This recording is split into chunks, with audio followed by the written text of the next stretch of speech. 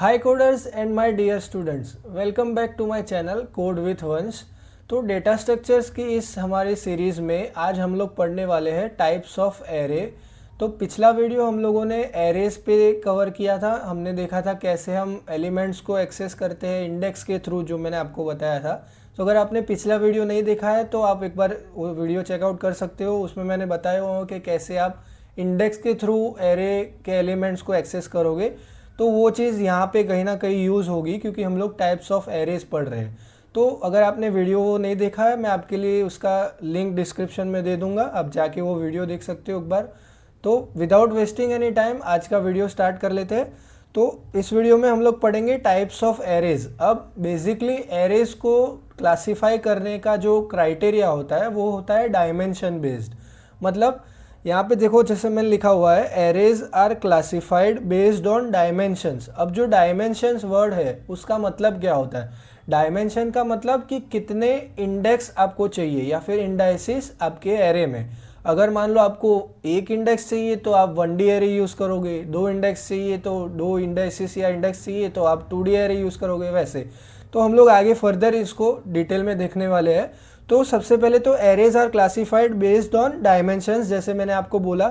तो किन किन क्लास में या किन किन एग्जाम्पल से उसमें क्लासीफाई होता है? एक है जो 1D एरे मैंने आपको बोला, दूसरा होता है 2D एरे और एक मल्टी डायमेंशनल एरे।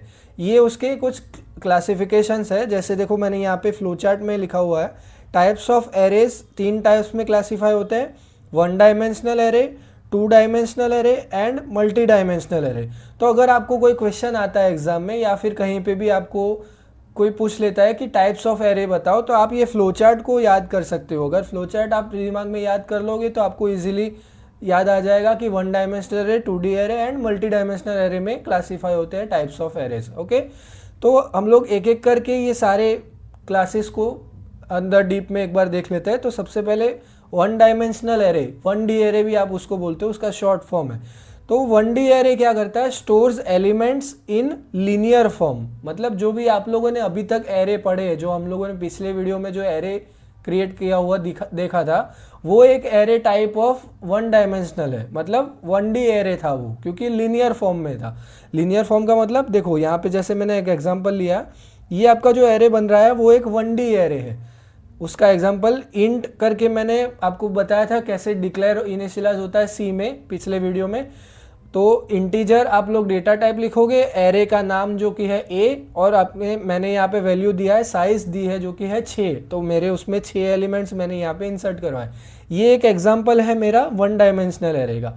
अब जो कि मैंने आपको बताया था कि इंडेक्स के थ्रू बात होगी एरे में, जब भी एलिमेंट्स की बात आएगी तो आप एक्सेस उनको इंडेक्स के थ्रू ही करोगे, और ये अंदर जो भी आपकी वैल्यू है वो आपके एरे के एलिमेंट्स बन जाएंगे। तो ये सिंपल सा 1D एरे जो अभी तक आप लोग पढ़ के आ रहे हो, simple stores elements in linear form.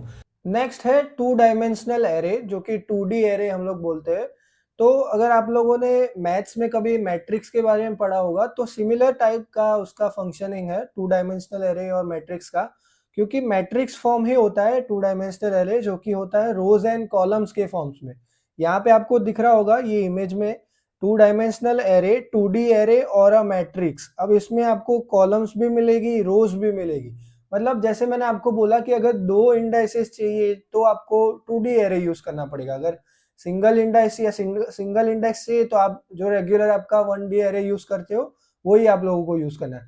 लेकिन 2 डायमेंशनल एरे में रोज कॉलम्स यूज होगा। अब जैसे कि मैंने यहाँ पे एक एग्जांपल लिया है, मैंने लिखा हुआ है इंटीजर जो कि मेरा डेटा टाइप है, उसके बाद मेरे एरे का नाम है ए। तो मैं यहाँ पे लिख देता हूं मेरा एरे का नाम है ए।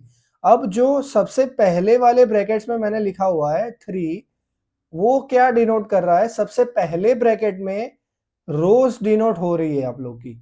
जो आपको फिगर में दिख रहा है ये सारी जो रोज है, ये वाली, वो सारी डिनोट हो रही है सबसे पहला जो ब्रैकेट है जिसमें 3 लिखा हुआ, मतलब 3 रोज है मेरी। और जो नेक्स्ट वाला जो मेरा ब्रैकेट है जिसमें वापस से मैंने 3 लिखा हुआ है, उससे क्या डिनोट हो रहा है? कॉलम्स डिनोट हो रहा है। तो अगर मान लो आपको कोई बोलता है कि मुझे एक 2 डायमेंशनल एरे क्रिएट करके दो जिसमें मेरे पास 4 रो और 2 कॉलम होगी, तो उसके लिए आप कैसे लिखोगे? उसके लिए आपको लिखना पड़ेगा जैसे मैंने यहाँ पे डेटा टाइप लिखा हुआ है, तो सबसे पहले आपको लिखना पड़ेगा इंटीजर डेटा टाइप, उसके बाद आपके एरे का नाम, तो अभी के लिए मैं ARR ले रहा हूँ, और ब्रैकेट्स में आपको क्या लिखना है, सबसे पहले ब्रैकेट में रो आएगी। तो मैंने क्या बोला आपको क्रिएट करना है ऐसा एरे, 2D एरे जिसमें 4 रो है। तो मैं 4 लिखूंगा सबसे पहले, और सेकेंड वाले ब्रैकेट में 2 कॉलम चाहिए मुझे, तो मैं यहाँ पे 2 लिखूंगा। तो इससे मेरा 4 रोज और 2 कॉलम्स वाला एक 2D मैट्रिक्स क्रिएट होगा। तो ये आपको समझ में आ गया होगा अब कैसे वर्क कर रहा है 2D मैट्रिक्स। अब एक और चीज है, अगर आपको कोई भी इसमें से एलिमेंट एक्सेस करना है, तो अब नॉर्मल एरे में तो आप क्या करते थे, एक ही इंडेक्स था आपके पास, तो आप सिंपल से एरे का नाम और ब्रैकेट्स में उसका इंडेक्स जो भी आपको एलिमेंट चाहिए था वो मेंशन कर रहे थे। लेकिन अब 2D एरे है, 2 इंडेक्सेस है, तो आप कैसे काम करोगे? देखो जैसे मैंने यहाँ पे लिखा हुआ है, अब मान लो मुझे सबसे पहला एलिमेंट ये वाला चाहिए जो यहाँ पे आपको दिख रहा है। एक मिनट में कलर चेंज कर लेता हूं। ये वाला जो एलिमेंट है आपको सबसे पहले ये वाला एक्सेस करना है या फिर प्रिंट करवाना है। तो आप कैसे लिखोगे? जैसे मैंने यहीं पे लिखा हुआ है A ऑफ 0 0, उसका मतलब एक ऑफ 0 नंबर वाली रो और ये 0 नंबर वाला कॉलम। तो आपको कौन सा एलिमेंट मिलेगा? ये सबसे पहला जो एलिमेंट है वो। अगर मान लो आपको मिडल वाला एलिमेंट चाहिए, तो आप क्या लिखोगे? आप लिखोगे ए जो कि एरे का नाम है, उसके बाद 1 नंबर वाली रो और 1 नंबर वाला कॉलम। जो आप ये करते हो, मतलब जो आप मैट्रिक्स अगर आप लोगों ने पढ़ा तो आपको इजीली समझ में आ जाएगा। ए जो कि है मेरे एरे का नाम, उसमें फर्स्ट नंबर वाली रो, मतलब ये रो वाली चल रही है, और फर्स्ट नंबर वाली कॉलम। तो जहां पे इंटरसेक्ट हुआ वो वाला एलिमेंट मुझे मिल जाएगा। तो जैसे मैट्रिक्स में काम होता था, वैसे ही 2 डायमेंशनल एरे भी आपके लिए वर्क करता है। तो आई होप आपको एग्जांपल के साथ समझ में आ गया होगा कैसे 2D एरे वर्क करता है।